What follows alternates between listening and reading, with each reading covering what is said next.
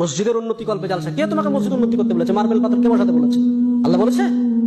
মানুষের ইমান নাই, নামাজের সংখ্যা নাই, মসজিদে টাইলস বসাতে হবে, এসি বসাতে হবে, কে বলেছে? খালি মরে দেখো ফেরেশতারা ডান্ডা নিয়ে বসে আছে। বর্তমান সময়ে সব থেকে বড় ফিতনা হচ্ছে জালসা।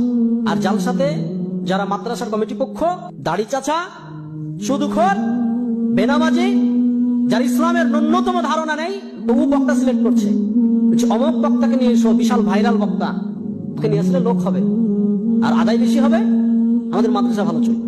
তোমাকে মাদ্রাসার ঠিকা কে নিতে বলেছে? আল্লাহ বলেছে? আজকে মাদ্রাসাগুলোকে ভিক্ষার জায়গা। কোন শিক্ষিত সমাজ, মাস্টার, ডাক্তার, ইঞ্জিনিয়ার, প্রফেসর বা যাদের একটু জ্ঞান আছে, তারা মাদ্রাসাকে ভালো চোখে দেখে না কেন? আরে এই বেটাকে যদি এখানে ভর্তি করে দুদিন পর চাইতে যাবে, বেটা তুমি ভিক্ষা চাওয়া শিখাও। মাদ্রাসাতে এই যে জালসা সিজন, এখন ছোট ছোট বাচ্চাগুলোকে 1 মাস আগে থেকে তো ক্লাস নাই, বাড়ি বাড়ি চাল চাইতে পাঠাচ্ছে, যাও জালসা হবে, খানা হবে। তাই ছোট ছোট বাচ্চাদেরকে যাও বাড়ি বাড়ি চাল চেয়ে নিয়ে এসো।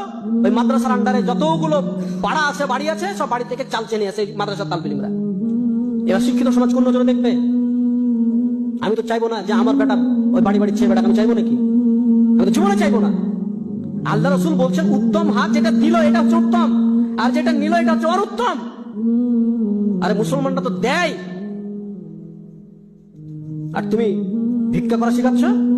এত বড় বড় কলেজ, ইউনিভার্সিটি চলছে পাবলিক, কাউকে দেখেছেন যে উন্নতি কল্পে জালসা করেছে? কেউ কেউ করেছে? আপনি বলেন যে আমরা চালাতে পারছি না, তোমরা ভিক্ষা দাও, বলেছে? ইসলামকে ধ্বংস করে ফেলেছে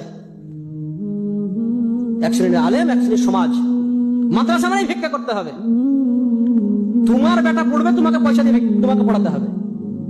আর একটা টেন্ডেন্সি যে মাদ্রাসায় পড়ালে হয়তো কিছু টাকা পয়সা লাগে না, মানুষের ভিক্ষা দিয়ে চলে। এই টেন্ডেন্সি আপনাকে উড়াতে হবে। তোমার সন্তান মাদ্রাসায় পড়বে, তোমাকে টাকা দিয়ে পড়াতে হবে। যে তোমার সন্তান তোমাকে খরচ করে, তুমি ভিক্ষা করে তোমার সন্তানকে পড়াও। তোমার সন্তানের জন্য মাদ্রাসার কমিটি আর মাদ্রাসার আলিমরা কেন চেক নিয়ে বেড়াবে?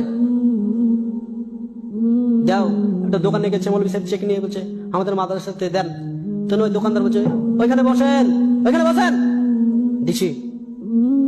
1 ঘন্টা বসার পরে দিচ্ছে 10 টাকা 20 টাকা চেক কেটে দিচ্ছে। লজ্জা লাগে না? ভিক্ষা চাইতে গেছো, কার জন্য ভিক্ষা চাইতে গেছো? আজকে সারা বিশ্বে মুসলমানদের অবস্থা আপনি দেখেন। মসজিদের উন্নতি কল্পে জালসা। কে তোমাকে মসজিদ উন্নতি করতে বলেছে? মার্বেল পাথর কে বসাতে বলেছে? আল্লাহ বলেছে? মানুষের ইমান নাই, নামাজের সংখ্যা নাই, মসজিদে